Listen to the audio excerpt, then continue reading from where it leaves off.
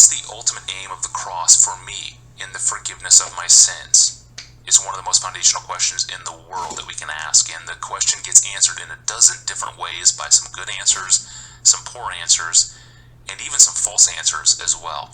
And John Piper helps parse out the answers in a 2015 sermon to the Commission Church Planting Network in England.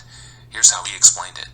Do you remember verse 18 of Romans 1 where it said, in unrighteousness, we suppress the truth of God's glory and we embrace other things.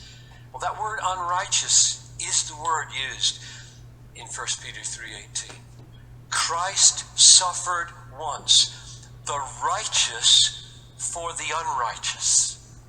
So as God looks down on this tent and he sees hearts that prefer other things to him, he doesn't just get angry. He says, I'm going to fix that.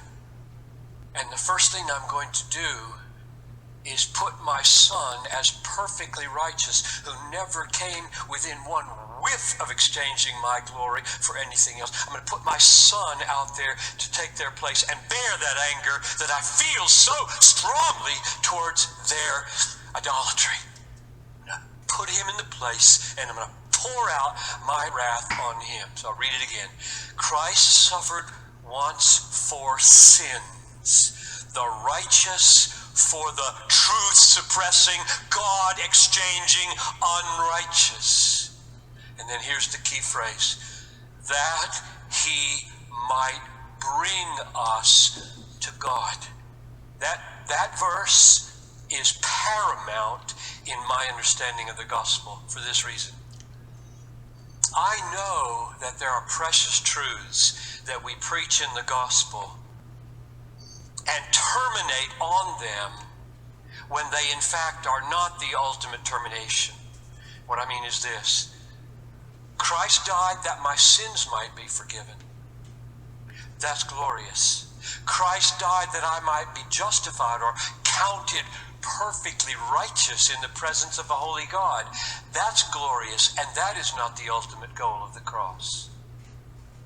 Christ died in order that his wrath might be removed. That's glorious, and that's not the ultimate goal of the gospel. Christ died that I might not go to hell. That's really good news, and that's not the ultimate goal of the gospel. This verse expresses the ultimate goal of the gospel. I'll read it again. Christ suffered once for sins, the righteous for the unrighteous, that he might bring us to God. All those other things, forgiveness, justification, removal of wrath, escape from hell, are all means to getting to him, to getting to him. I often ask people, why would you want to be forgiven? Everybody's, we're singing and waving our hands. And, yes, forgiven, forgiven, forgiven. And I was, yes, yes, yes. Why? There are a lot of bad answers to that question. A lot of God dishonoring answers. So if I offend my wife in the morning, and then at breakfast there's ice in the air, her back is to me, she's at the sink, this relationship is broken, it's my fault. What needs to happen? I need to ask for forgiveness. I need to repent. And she needs to give me forgiveness. Why? Why do I want forgiveness from her? Now here's a bad answer. If I don't get forgiveness, she might not make supper for me tonight. A lot of people answer God that way. Here's another bad answer. I hate having a guilty conscience all day. I want to get this fixed now because I don't like having a guilty conscience all day. That's a bad answer. It's true. It's just true. It's true. It just has nothing to do with her value. God's value. Right?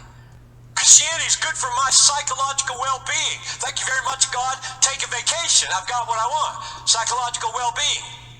You get it? You see what's going on? If we don't get to God through forgiveness, forgiveness, through justification, through propitiation, through escape from hell, through removal of wrath, if we don't get to God and love him and treasure him and own him, and he's everything to us, it hasn't happened. Salvation hasn't happened. That's what it's about. It's about him. It's not about me getting forgiven, me getting out of hell, me getting free from wrath. It's about me getting to God. I'm made for God. I'm made to know him and love him and be with him in a fellowship that is satisfying to my soul. And because it's satisfying to my soul, it's glorifying to his name. That's the end of the story. Everything else is means. I love this verse. Christ suffered once for sins, my sins of exchanging God for other things. He died so that I could get to him and finally discover what my treasure is, my value in him is. That's the first thing that has to happen to restore God to the center, is that Christ must die for our unrighteous exchange. And he did. And that is sweet. That's the heart of the gospel. But it's not the goal of the gospel. The goal of the gospel is God. So good. This message was given in England last summer in a series titled Living in the Light with Money, Sex, and Power. A 4-part series, 3 messages, and 1 Q&A. This was from message number 3, and all the messages are at desiringgod.org. And they became the new book, Living in the Light, Money, Sex, and Power. A nice little hardcover available now at Amazon and downloadable free of charge at desiringgod.org/books. I am your host, Tony Reagan. Thanks for listening to the Ask Pastor John podcast with author and longtime pastor John Piper. Thanks for joining us. We'll see you tomorrow.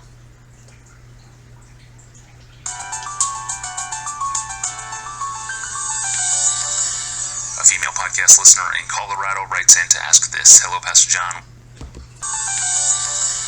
A female podcast listener in Colorado writes in to ask this. Hello, Pastor John.